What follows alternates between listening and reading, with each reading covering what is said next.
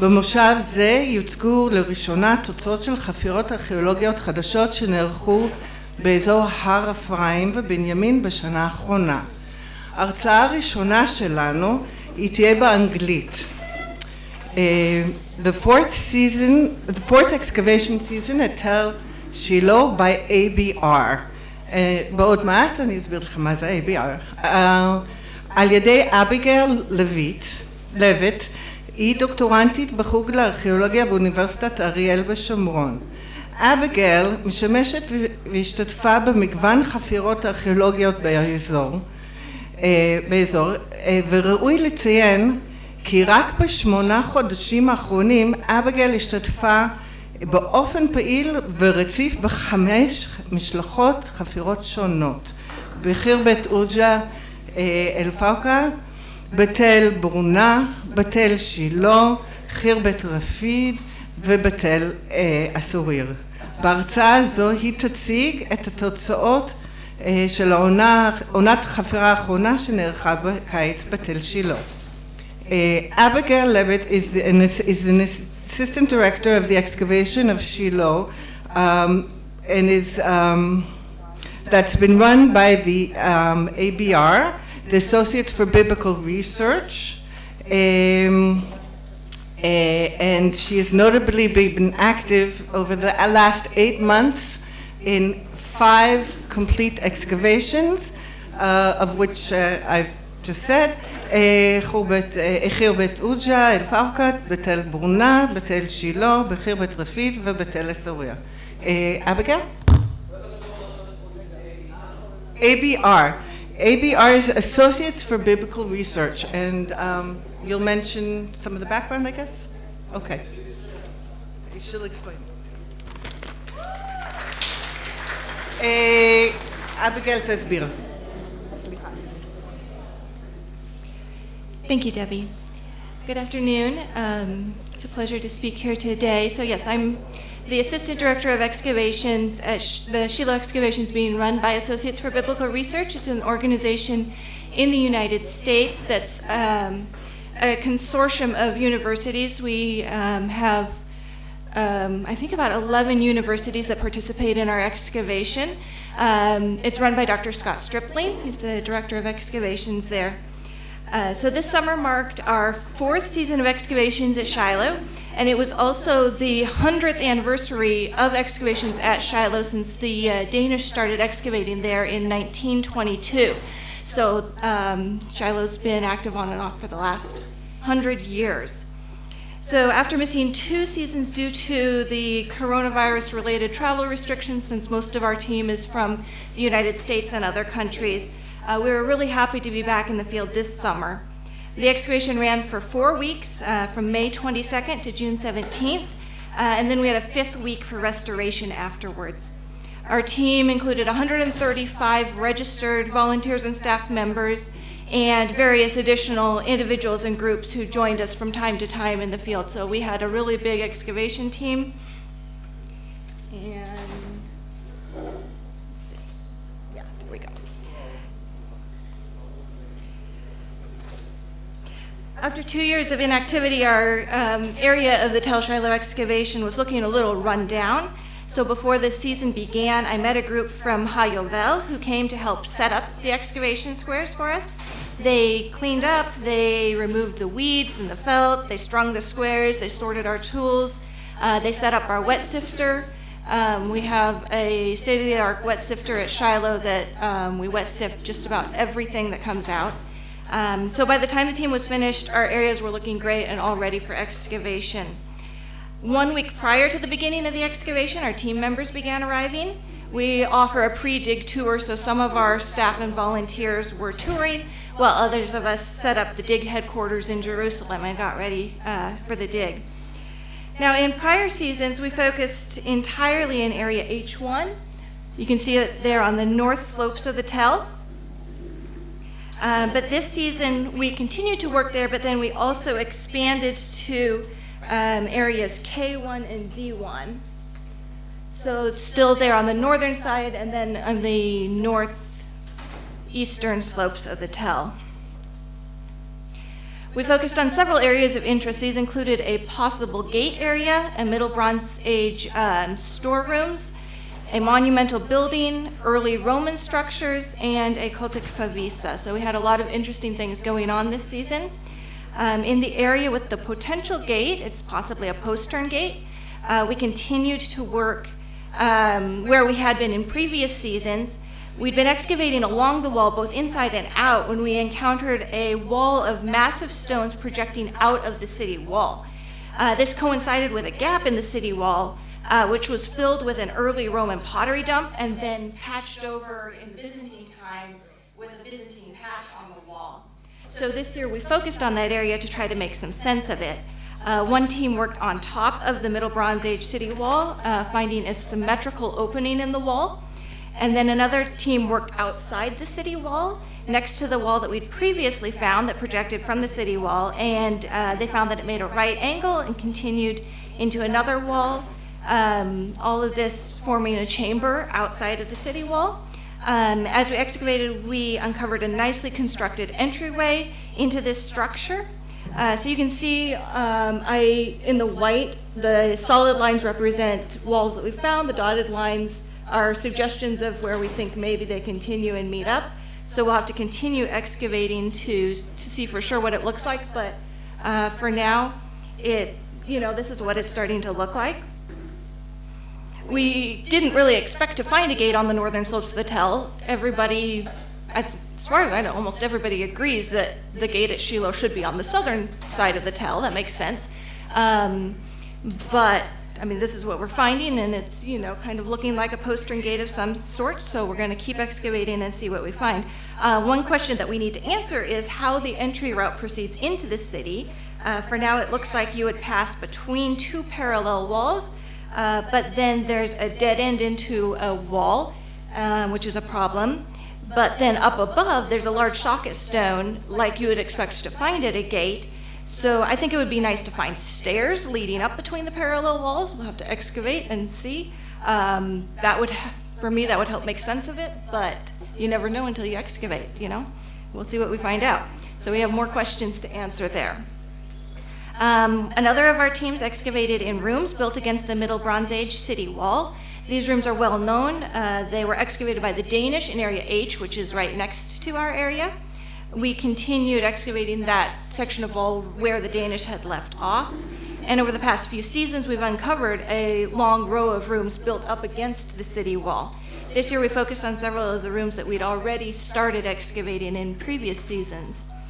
This helped us to clarify our understanding of the rooms. In the past, we've referred to them as storerooms, since the Danish found rows of pithoi in the rooms that they excavated.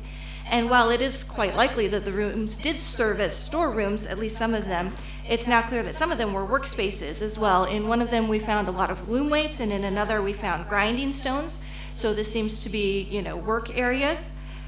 But then in another, we found restorable Middle Bronze Age pithoi. So again, that room was likely a storeroom. We also have evidence of an upper story on these rooms.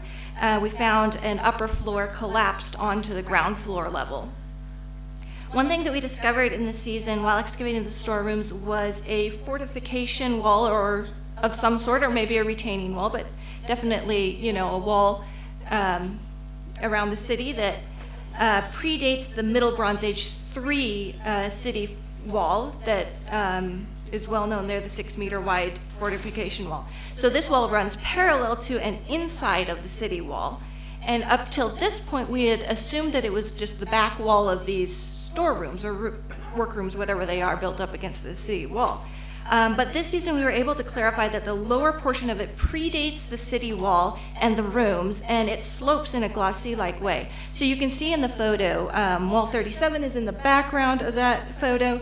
It's one of the cross walls of the rooms, and then the part highlighted in yellow is the sloping wall, and on top of it is the back wall to the room, which ties together with the cross wall, but it's later than the sloping wall. So we need to investigate this more in the future, but for now it seems likely that it's a Middle Bronze Age 2 fortification wall or retaining wall, some kind of city wall that was then later reused as part of the back wall of the storerooms built up against the Middle Bronze Age 3 city wall. A good portion of our team focused on an Iron Age 1 monumental building that we began to uncover in 2017, so we've been working there for a while. In past seasons, we'd uncovered portions of the north and western walls, as well as an interior wall. The structure is very large and well built with 1 meter thick walls. It's rectangular. It has a cross wall running the north to south that creates a room in the western end. So this season, one of our goals was to find the southern and eastern walls of this structure. In order to find the eastern wall, we expanded our excavations into area K1. It's across on the other side of the path. And we were able to continue to trace the wall there. And when Israel Finkelstein excavated Area K in the 1980s, he had uncovered part of this wall already. So that helped us to determine where to look for the eastern end of the structure. We were able to trace the wall quite easily and found that the eastern wall crossed the northern wall, apparently forming another wider portion of the structure. And we'll need to continue tracing these walls in future excavations. You can see that the wider part is almost entirely dotted. We really haven't found most of those walls, but the reason I drew it with that width is because Israel Finkelstein did discover a corner up there in the northeastern area that is likely the corner of that. It may be another structure, so more work is needed, but that's kind of the hypothesis for the moment there. Now, the southern wall of the structure was more elusive. Where we expected to find it, the ground rose up sharply into a modern terrace, and as we excavated the terrace, we uncovered a substantial early Roman wall built exactly where we had hoped to find the Iron Age 1 wall. This actually wasn't surprising to us, since we've encountered massive amounts of early Roman pottery, numerous early Roman structures in area H1. They tended to dig into the earlier structures, use them as foundations, or partially remove them. They even dug into the massive city wall and built rooms there. So, we have a lot of early Roman inhabitation in that area. The wall that we encountered this season, along with several others nearby, seems to be part of a large early Roman structure of some sort. We'll need to excavate more, open some new squares to really understand what it is, but it seems to be, a quite substantial building. As we excavated, we uncovered what seems to be 3 distinct occupation levels in this area. The highest level had what seems to be a destruction layer dating to the 2nd century AD, likely the Bar Kokhba revolt. And in this layer, we found 3 silver coins, 1 Trajan coin and 2 coins from the Bar Kokhba administration. So that's a really nice evidence from that layer. And then the next level down also featured a destruction level. This one dated to the second half of the 1st century AD, likely AD 69 during the first revolt. We had restorable early Roman storage jars that were smashed beneath fallen stones, along with stone vessel pieces and coins. And so I think this is probably the main phase of that large structure. And then below that, the 3rd level, it may predate the structure or belong to its earliest phase. There's no sign of a destruction layer, and the pottery there was transitional late Hashmonean, early Roman. And then below that 3rd level, we continued to find late Hashmonean, early Roman pottery in a packed fill, which was probably placed there during that period. So excavating the Hashmonean and Roman layers prevented us from finding the southern wall of the Iron Age 1 monumental structure as we had hoped to do this season. However, we did, in a probe trench, find what seems to be another wall under that early Roman wall. So perhaps that is the Iron Age 1 wall that we're looking for, but we'll have to continue excavating to find out for sure. So that's more questions for another season. And then in area D, on the northeastern side of the tell, there's a favisa discovered by Israel Finkelstein there during his 1980s excavations at Shiloh, and he reported finding large quantities of bones and late Bronze Age pottery there. One of our goals for season 4 was to remove one of the bulks that he had left from his excavation in order to obtain fresh bone material for scientific testing. The bulk that we removed yielded a lot of finds, including we ended up with around 7,000 bone fragments. That's a lot of bones. Large quantities of late Bronze Age pottery, including numerous mendable bowls, and 2 gold stars, which are really nice. These are somewhat similar to a pendant that Finkelstein found also when he was excavating there. So we had a really nice collection, and that's just from 1 meter by 5 meter bulk. It was amazing, the amount of finds in that small area. And one of these stars was in situ. It's the one that's a little darker and grimier, and one of them came out of wet sifting. So we would have had 1 star if we hadn't wet sifted, and as it is, we have 2, so that's nice. We had 1 more special find this season. It's a cylinder seal, which appears to have cuneiform writing on it. Unfortunately, it was not in a clean context. It was in a fill from the early Roman period. But our preliminary research is suggesting that it dates to the Middle Bronze Age. So we're working on getting it translated and see what it says. So that was a nice find, even though it would have been nicer if it had been in a Middle Bronze Age context.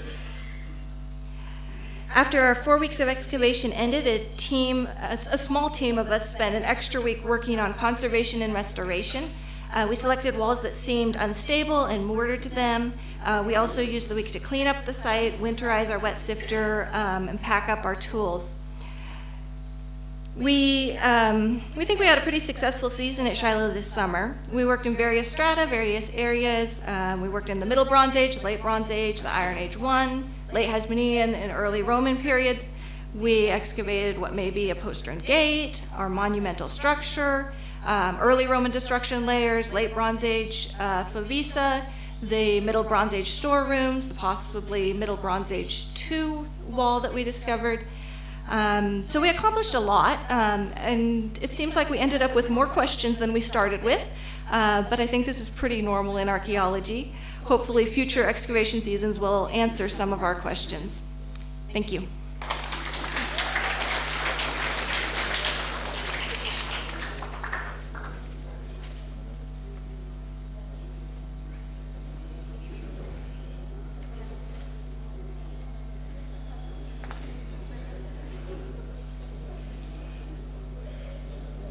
Thank you, Abigail. That was very interesting. Shiloh seems to be a tale that just keeps on giving.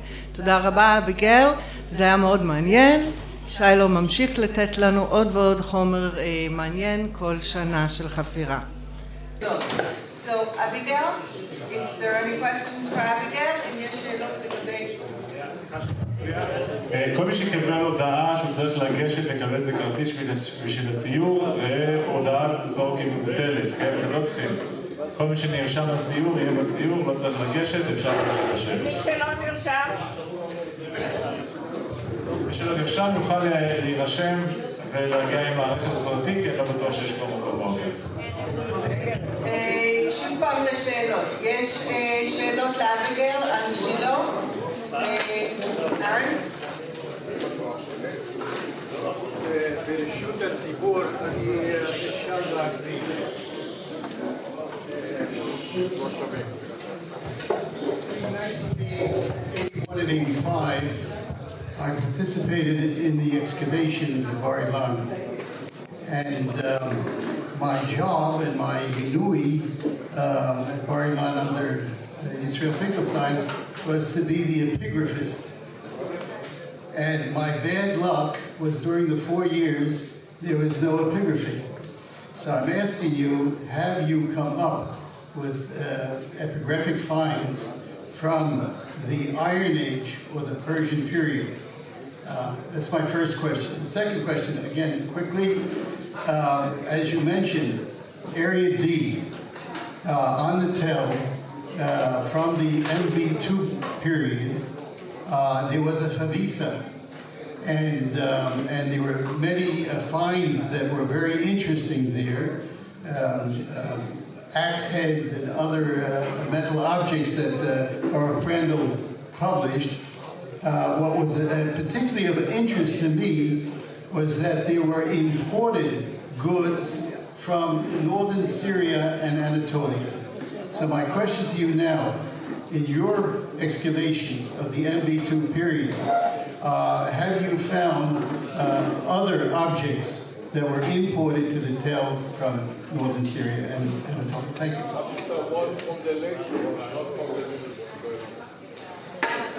response to the first question, no, we do not have any epigraphy from the Iron Persian. So far, we'll keep digging. In regards to area D, which by the way is late bronze, not middle bronze, the Pavisa. Yes, I believe some of the pottery that we found was imported. It's still with our ceramicist, so we haven't got the report back yet, but from our initial reading,